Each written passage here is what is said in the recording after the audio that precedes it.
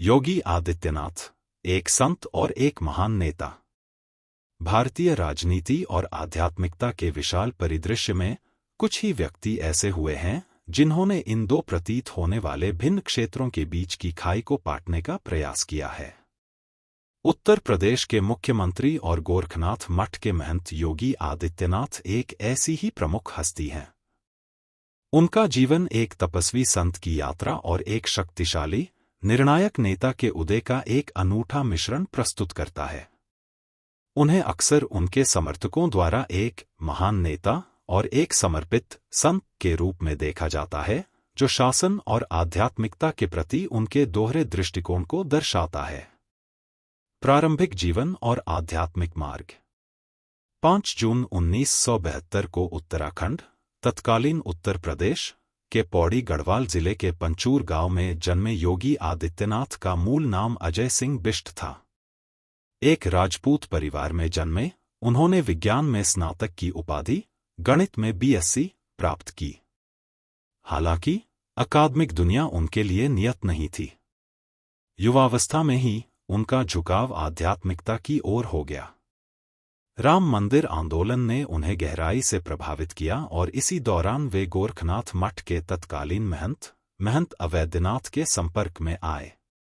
महंत अवैधनाथ के तेज और दर्शन से प्रभावित होकर अजय सिंह बिष्ट ने सांसारिक जीवन त्यागने और संन्यास लेने का फैसला किया। 22 साल की छोटी उम्र में उन्होंने अपना परिवार छोड़ दिया और महंत अवैधनाथ के शिष्य बन गए, जिन्होंने उन्हें योगी आदित्यनाथ नाम से दीक्षा दी। गोरखनाथ मठ, जो नाथ पंथ का एक महत्वपूर्ण केंद्र है, अपनी गहरी आध्यात्मिक जड़ों और सदियों से सामाजिक राजनीतिक प्रभाव के लिए जाना जाता है।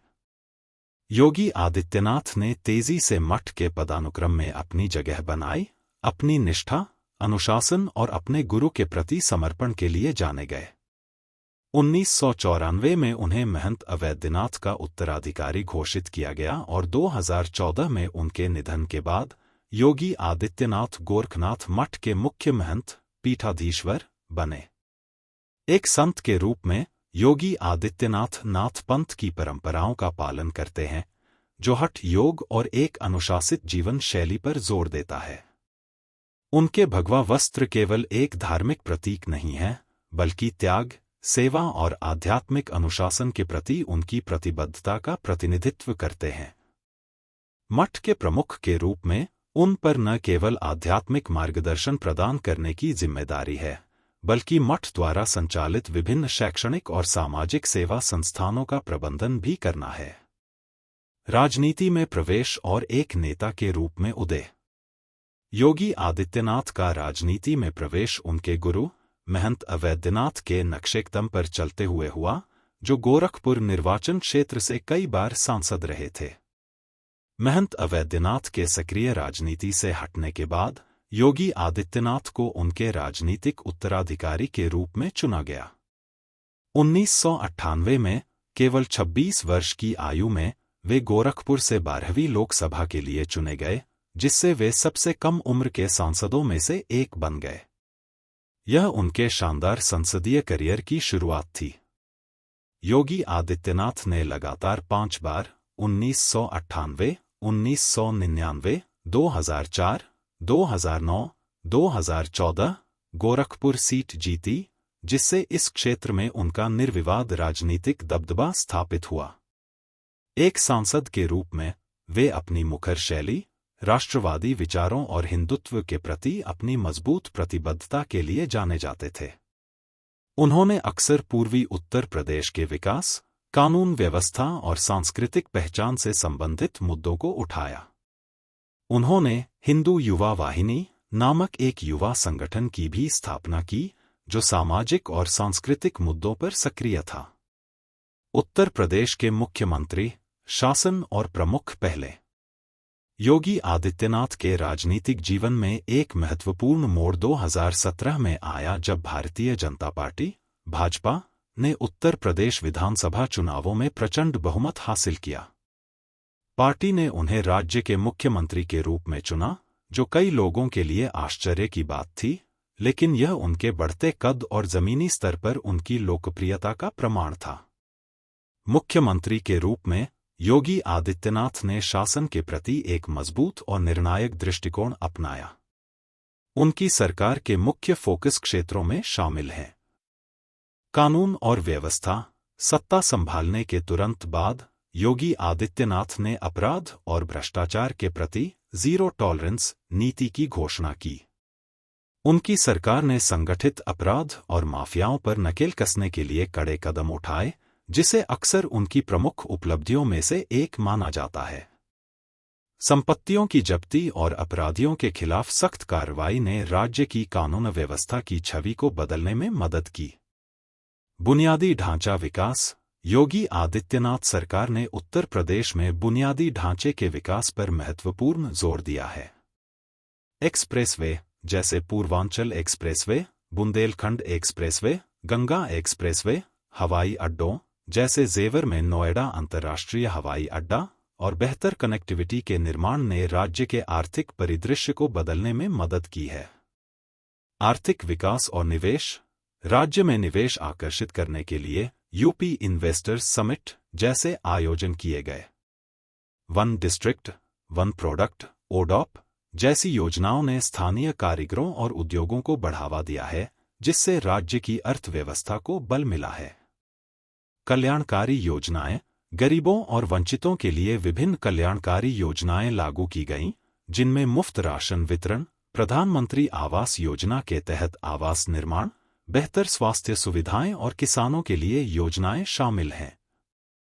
सांस्कृतिक और धार्मिक पहले। योगी आदित्यनाथ अपनी आध्यात्मिक पृष्ठभूमि के साथ राज्य की सांस्कृतिक और धार्मिक विरासत को बढ़ावा देने में सक्रिय रहे हैं। अयोध्या में भव्य राम मंदिर के निर्माण का मार्ग प्रशस्त करना, काशी विश्वनाथ कॉरिडोर का पुनर्विकास और मथुरा वृंदावन जैसे अन्य धार्मिक स्थलों पर ध्यान देना उनकी सरकार की प्रमुख सांस्कृतिक पहलों में से है। संत और नेता का संगम। योगी आदित्यनाथ की शासन शैली में उनके संत व्यक्तित्व की झलक अक्सर दिखाई देती है।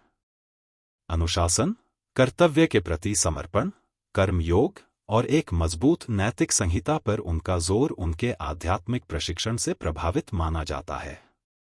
उनके समर्थक उन्हें एक ऐसे नेता के रूप में देखते हैं जो व्यक्तिगत लाभ से ऊपर उठकर निस्वार्थ भाव से राज्य की सेवा के लिए प्रतिबद्ध है। उनके भगवा वस्त्र और मेहनत की भूमिका उन्हें एक अद्वितीय पहचान प्रदान करती है, जो पारंपरिक राजनेताओं से अलग है।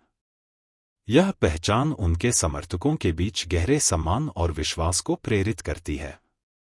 हालांकि, किसी भी प्रमुख राजनीतिक हस्ती की तरह योगी आदित्यनाथ को भी आलोचनाओं और चुनौतियों का सामना करना पड़ा है। उनकी कुछ नीतियों और बयानों पर बहस हुई है और विपक्ष ने समय समय पर उनकी सरकार के कामकाज पर सवाल उठाए हैं। फिर भी 2022 के उत्तर प्रदेश विधानसभा चुनावों में भाजपा की शानदार वापसी ने मुख्यमंत्री के रूप में उनकी लोकप्रियता और उनके नेतृत्व में जनता के विश्वास को फिर से स्थापित किया। निष्कर्ष। योगी आदित्यनाथ निस्संदेह समकालीन भारतीय राजनीति में एक महत्वपूर्ण और प्रभावशाली व्यक्ति हैं। एक तपस्वी संत से लेकर भारत के सबसे बड़े राज्य के मुख्यमंत्री तक की उनकी यात्रा असाधारण रही है। उन्होंने आध्यात्मिकता और राजनीति के जटिल मिश्रण को मूर्त रूप दिया है, एक ऐसी शैली विकसित की है जो अनुशासन, राष्ट्रवाद और सांस्कृतिक गौरव पर जोर देती है।